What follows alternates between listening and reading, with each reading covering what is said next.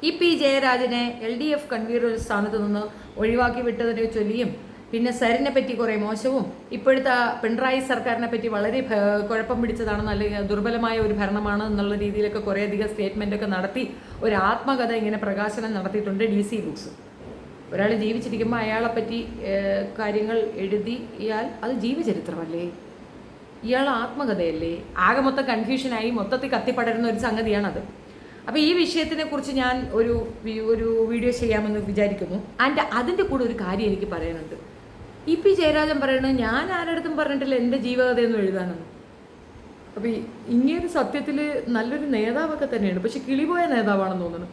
അല്ല അണ്ണ, അങ്ങക്ക് അറിയത്തില്ലേ, ഈ ആത്മകഥ എന്ന് പറയുന്നത് അവനവൻ എഴുതുന്നതാണ്, ജീവചരിത്രമാണ് നാട്ടുകാരെ കൊണ്ട് എഴുതിക്കുന്നത്.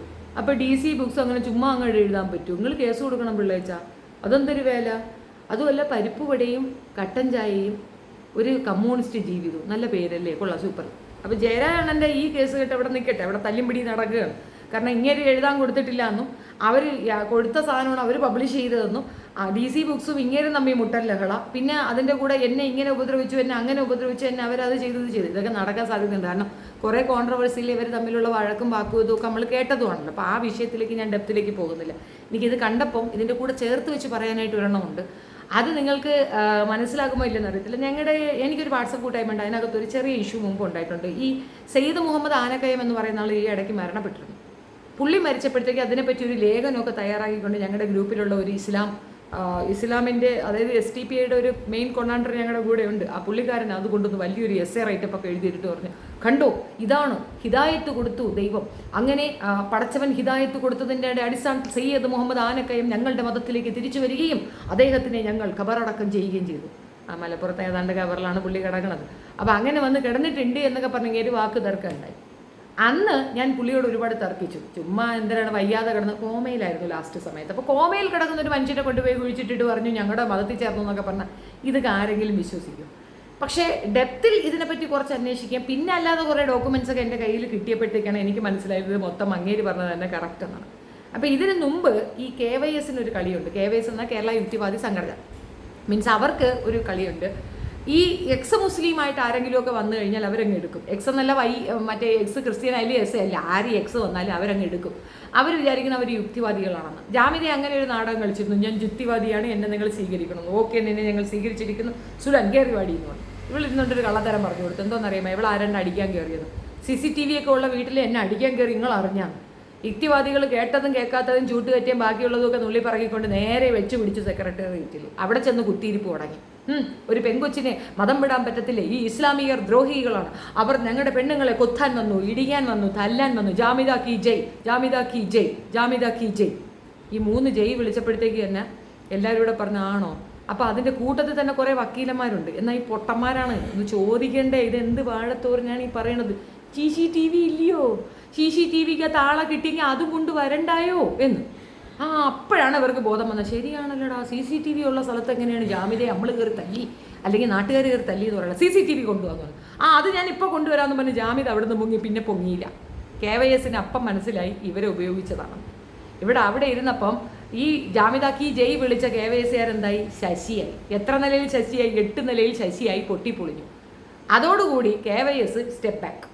അതുവരെ ഈ യുക്തിവാദികളാണ് എന്ന് അഭിനയിച്ചു കൊണ്ട് നടന്ന സംഘിവാദിയായ നമ്മുടെ ജാമിദേവർ തൂക്കി തലയിൽ വെച്ചിരുന്നു. ഇതുപോലൊരു ഐറ്റമാണ് മിസ്റ്റർ അലി മാഷും സെയിമാണ്. അപ്പോൾ അദ്ദേഹത്തിൻ്റെ ഒരു എന്താ പറയുക, ഒരു ഫോഴ്സ്ഫുൾ ആക്ടിൻ്റെ ആഫ്റ്റർ എഫക്റ്റ് ആയിട്ടാണ് ഈ യുക്തിവാദികൾ ഈ പെണ്ണുപിള്ളയുടെ വിഷയത്തിൽ ഒരുപാട് അങ്ങോട്ട് ഇടപെട്ട് അവർക്ക് വേണ്ടിയിട്ട് ഇറങ്ങിയിരുന്നത്, തയ്യാറെന്ന് പറഞ്ഞുകൊണ്ട്. അപ്പോൾ യുക്തിവാദം എന്താണെന്ന് പോലും അറിയാത്ത യുക്തിവാദിയായി അഭിനയിച്ചു കൊണ്ടുവരുന്ന എക്സ് മുസ്ലിമുകളിൽ ഒരാളാണ് ജാമിദ എന്നാണ് ഞാൻ പറഞ്ഞു തന്നത്. അതേപോലെ ആരിഫ് ഹുസൈൻ, ആരിഫ് അണ്ണേപ്പൻ, ഈ പറയുന്ന സയ്യിദ് മുഹമ്മദ് ആനക്കയം, ഈ പുള്ളിക്കാരനെ ഇവർ കൈയോടെ പൊക്കാനൊരു കാരണമുണ്ട്.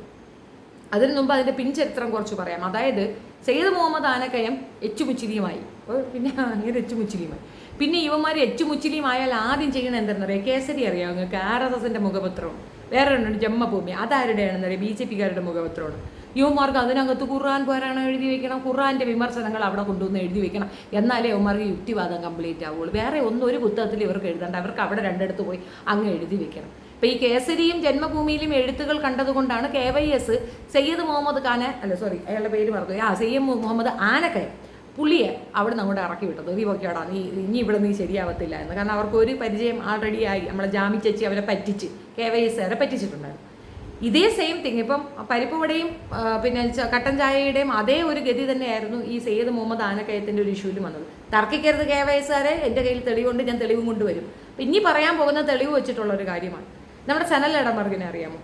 ഈ ആനക്കയം സ്വന്തമായിട്ടൊരു ആത്മകഥ അങ്ങ് എഴുതി എന്ന് പറഞ്ഞുകൊണ്ട് ഒരെണ്ണം DC ബുക്സ്, അന്ന് DC ബുക്സ് ആണെന്ന് തോന്നുന്നു, പബ്ലിഷ് ചെയ്തത് എന്തായിരുന്നു? ആത്മകഥയാണ്. ഈ ആത്മകഥ എന്ന് പറഞ്ഞാൽ എന്താണെന്നറിയാം? ജീവചരിത്രം എന്ന് പറഞ്ഞാൽ ഒരാൾ ജീവിച്ചിരിക്കുന്നു, അല്ലെങ്കിൽ അയാൾ മരിച്ചു എന്ന് തന്നെ വയ്ക്കുക, അയാളുടെ ജീവിത ചരിത്രങ്ങളെ പറ്റി ഒരു വലിയൊരു നോട്ട്, അല്ലെങ്കിൽ അതൊരു പുസ്തകം, അതാണ് ജീവചരിത്രം.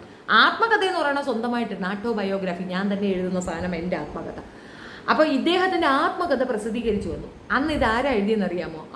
അതാണ് AV ജോസ് എന്ന് പറയുന്ന ഒരാളുണ്ട്, യുക്തിവാദി.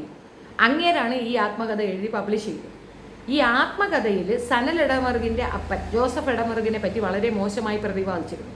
അപ്പോൾ അതിനെപ്പറ്റി ഒരു ചർച്ച, അല്ലെങ്കിൽ അതിനെപ്പറ്റി പുള്ളിക്ക് എനിക്കതിൽ വിഷമമുണ്ടായിട്ടുണ്ട്, ഞാൻ അറിഞ്ഞതല്ല, ഈ ആത്മകഥ ഞാനല്ല എഴുതിയത്, AV ജോസാണ് എൻ്റെ പേർക്ക് എഴുതിയത്, അതുകൊണ്ട് എന്നോട് മാപ്പ് തരണമെന്ന് പറഞ്ഞുകൊണ്ട് ഈ സനൽ ഇടമറുകിന് ഒരു കത്ത് അയച്ചിട്ടുണ്ടായിരുന്നു. അപ്പോൾ ഈ കത്ത് എങ്ങനെ എൻ്റെ കയ്യിൽ കിട്ടിയെന്നത് രഹസ്യമാണെന്ന് ഞാൻ പുറത്ത് വിടത്തില്ല, പക്ഷെ കത്ത് ഞാൻ കണ്ടിട്ടുണ്ട്, എൻ്റെ കയ്യിലുണ്ട്. അപ്പോൾ ഈ കത്ത് സനൽ ഇടമറുക് എനിക്ക് കാണാൻ തക്കവണ്ണം പ്രാപ്തിയുള്ള ഒരാളുടെ കയ്യിൽ ഇത് കൊടുത്തത് കൊണ്ട് ഞാനത് കണ്ടു. അത് എങ്ങനെ അവിടെ കൊടുത്തു എന്നറിയാമോ? അതായത് KYS രൂപീകരിച്ചത് പിന്നെ 1956 അപ്പോൾ ഈ ആത്മകഥയിൽ ഇവർ പറയുന്നത് 1967 എന്ന് എഴുതിയിട്ടുണ്ട്. അപ്പോൾ ആ തെറ്റ് നിങ്ങളൊന്ന് നോക്കണം, അത് തിരുത്തണം എന്നുള്ള ആ ഒരു ഡിസ്കഷനിലാണ് ഈ സംഗതി പുറത്തേക്ക് വന്നിട്ടുള്ളത്.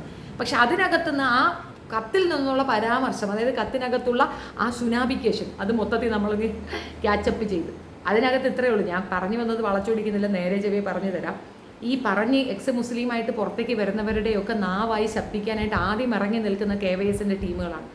അല്ലയോ KYS കൊണാണ്ടർമാരെ, ഒറ്റ ചോദ്യം, നിങ്ങൾ യുക്തിവാദി സംഘടന എന്ന് പറഞ്ഞ് നടത്തുന്നത് ഇതേപോലെ ആളുകൾ വന്നിട്ട് പോക്കൃത്തരം കാണിക്കുമ്പോൾ അവരെ ഇറക്കി വിട്ടാൽ മാത്രം പോരാ, നിങ്ങൾ അത് പബ്ലിഷ് ചെയ്യണം.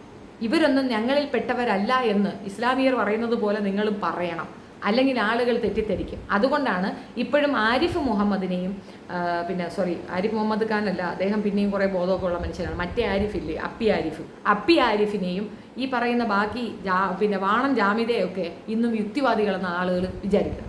യുക്തിവാദ സംഘടനയിൽ പാർട്ടിസിപ്പേറ്റ് ചെയ്യാനോ അല്ലെങ്കിൽ അവരുമായിട്ട് യാതൊരു രീതിയിലുള്ള മുന്നോട്ട് പോക്കോ നടക്കാത്ത വശം അവരവരെ വേണ്ട എന്ന് ഒഴിവാക്കിയിട്ടുണ്ട് എന്നുള്ളത് വസ്തുത. അങ്ങനെയുള്ള ഈ KYS നിശബ്ദത പാലിക്കുന്നത് മോശമാണെന്നാണ് ഞാൻ പറഞ്ഞു വന്നതിൻ്റെ അർത്ഥം. ഇതും അതും തമ്മിൽ എന്താ ബന്ധമെന്ന് ചോദിച്ചു കഴിഞ്ഞാൽ, ഇപ്പോൾ KP ജയരാജ് പറയണത് എന്താണ്? ഞാൻ അറിഞ്ഞിട്ടില്ല, എൻ്റെ ആത്മകഥ ഞാൻ എഴുതാൻ കൊടുത്തിട്ടില്ല, അവരെന്തെങ്കിലും പബ്ലിഷ് ചെയ്താൽ ഞാൻ ഉത്തരവാദിയല്ല എന്ന് പുള്ളി പറയുന്നില്ലേ? അതുപോലൊരു വിരോധാഭാസമാണ് ഇതും. സയ്യിദ് മുഹമ്മദ് ഖാനും പറയും ഞാൻ എഴുതിയിട്ടില്ല, അത് AV ജോസ് എഴുതിയതാണ്, AV ജോസ് KYSൻ്റെ ആളാണ്. പിന്നെ അവിടെ തുടരാൻ അനുവദിച്ചില്ല. കാരണം ഇങ്ങനെ നിരന്തരമായിട്ട് കേസരിയിൽ പോയിരുന്ന് ഖുർആൻ വിമർശനം എഴുതലായിരുന്നു. കേസരി എന്ന് പറയുന്ന അറിയാമല്ലോ, അതിനകത്തും പിന്നെ ജന്മഭൂമിയിലും കേസരിയിലും അവന്മാർ എഴുതാൻ തുടങ്ങിയപ്പോഴത്തേക്കാണ് അവർക്ക് മനസ്സിലായത് ഇത് സംഘിവാദമാണ്, അല്ലാതെ നാസ്തികവാദമല്ല, ഇതൊരു പ്രത്യേക തരം സംഗീതമാണ്, ഇതിനെ അടുപ്പിച്ചാൽ ശരിയാതിലവനെ ഇറക്കി വിട്ടത്. യുക്തിവാദികൾക്ക് സംഘിവാദമില്ല കേട്ടോ, അത് മനസ്സിലാക്കാൻ വേണ്ടി പറഞ്ഞിട്ടുണ്ട്. പക്ഷേ അവരുടെ മൗനം ഇവരായുധമാക്കുന്നു എന്നുള്ളതാണ് പറഞ്ഞു വന്നതിൻ്റെ വസ്തുത. ഇവർക്കാരുടെ അറിവില്ലാതെ അല്ല ആരുടെയും പുസ്തകങ്ങൾ ഇറക്കുന്നത്. അപ്പോൾ സ്വാഭാവികമാണ്, ഞാൻ ഒരുപാട് പേരുടെ പേജൊക്കെ ഹാൻഡിൽ ചെയ്തിട്ടുണ്ട്.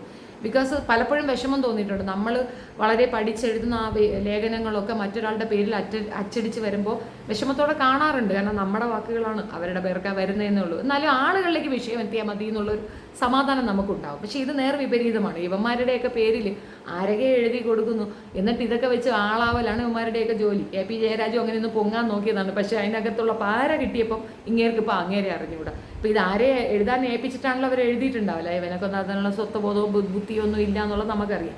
ഇതേപോലെ ഒരു കാറ്റഗറി ഇവിടെ ഒരു വിഭാഗം ഇവിടെ ഉണ്ട് എന്നുള്ളതൊരു അറിവിലേക്കായിട്ട് പറയുന്നതാണ്. അവരെഴുതുന്ന പല എഴുത്തും, ഇപ്പോൾ ജസ്ലാം അടശ്ശേരിയുടെ പല പോസ്റ്റുകളും നിങ്ങൾ ശ്രദ്ധിച്ചാൽ മനസ്സിലാക്കും. ആ കൊച്ചു എഴുതിയതായിട്ട് എനിക്കിതുവരെ തോന്നിയിട്ടില്ല. അട്ടർ നോൺസെൻസ്, അട്ടർ ഫ്ലോപ്പ് സംഗീതമാണ് പെണ്ണ് എഴുതിയിരുന്നത്. സംഘികളുടെ കയ്യിലെ വെറും ഒരു ചട്ടുകം മാത്രമായിട്ട് പ്രവർത്തിച്ചവളാണ് ആ കുട്ടി. അതിന് തിരിച്ചറിവ് വന്നപ്പോൾ കുറച്ചൊന്ന് സ്റ്റെപ്പ് ബാക്ക് ചെയ്തിട്ട് യുക്തിവാദികളുടെ കൂടെയാണ് ഇപ്പോൾ നടക്കണം. ഇനിയിപ്പോൾ അത് എന്താകുമെന്നൊന്നും എനിക്കറിയത്തില്ല. ഇനി അതെന്തെങ്കിലും ആകട്ടെ, നമ്മൾ ആ വിഷയത്തിലേക്ക് പോകുന്നില്ല. അൺടിൽ അൺലെസ് അത് കൂടുതൽ അക്രമകരമായ രീതിയിലേക്ക് ചാടാത്തിടത്തോളം നമ്മളതിനെ പിടിക്കുന്നില്ല. പക്ഷേ ഇവറ്റകൾ യുക്തിവാദികളെന്ന് സമൂഹത്തിൽ അറിയപ്പെടുകയും എന്നാൽ യുക്തിവാദികളെ പോലും അപമാനിക്കുന്ന രീതിയിലുള്ള ആറ്റിറ്റ്യൂഡുകൾ കീപ്പ് ചെയ്യുകയും ചെയ്യുമ്പോൾ യുക്തിവാദി സംഘടനകൾ ഇടപെട്ടുകൊണ്ട് ഇവർ യുക്തിവാദികളല്ല എന്നുള്ള കൃത്യമായ കാര്യം പുറത്തേക്ക് കൊണ്ടുവന്ന് കൊടുക്കുകയാണ് വേണ്ടത്. ഇപ്പോൾ ഇതിനകത്ത് എ വി ജോസ് കുറ്റക്കാരനല്ലേന്ന് ചോദിച്ചു കഴിഞ്ഞാൽ അയാൾക്ക് നിർദ്ദേശമുണ്ടായിരിക്കും ഇയാൾക്ക് വേണ്ടിയിട്ട് എഴുതി കൊടുക്കാനായിട്ട്, ചുമ്മാ ഇരിക്കുന്നവർ എഴുതി കൊടുക്കുമായിരിക്കും.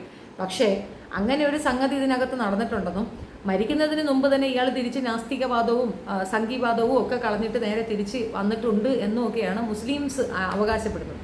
എന്ത് അവകാശവാദങ്ങളാണെങ്കിൽ തന്നെ എങ്കിലും ഒരു വ്യക്തി നമ്മളുടെ സമൂഹത്തിൽ നിന്ന് പുറത്തേക്ക് പോകുന്ന രീതിയിൽ നമ്മൾ പ്രവർത്തിച്ചിട്ടുണ്ടെങ്കിൽ അതിന് വിചിന്തനം ഉണ്ടാകണം, തിരിച്ചറിവുകൾ ഉണ്ടാകണം, തിരുത്തലുകൾ വേണം.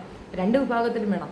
അത് യുക്തിവാദത്തിലായാലും വേണം, ഈ പറയുന്ന നാസ്തികവാദത്തിലായാലും വേണം, ഇസ്ലാമികവാദത്തിലായാലും വേണം. എല്ലാ വാദങ്ങളും മനുഷ്യനെ ഉൾക്കൊള്ളണം, മനസ്സിലാക്കണം. അവർക്ക് അതിനകത്ത് കുറ്റങ്ങൾ ഉണ്ടെങ്കിൽ അത് നമ്മൾ മനസ്സിലാക്കുകയും അതിനനുസരിച്ച് പ്രവർത്തിക്കുകയുമാണ് ഏറ്റവും നല്ല കാര്യങ്ങൾ. So that's it. നിങ്ങളുടെ അഭിപ്രായം കമൻറ്റ് രേഖപ്പെടുത്തുക. വീഡിയോ ഇഷ്ടപ്പെടുകയാണെങ്കിൽ ലൈക്ക് ചെയ്യുക, ഷെയർ ചെയ്യുക and subscribe my channel. Thank you so much.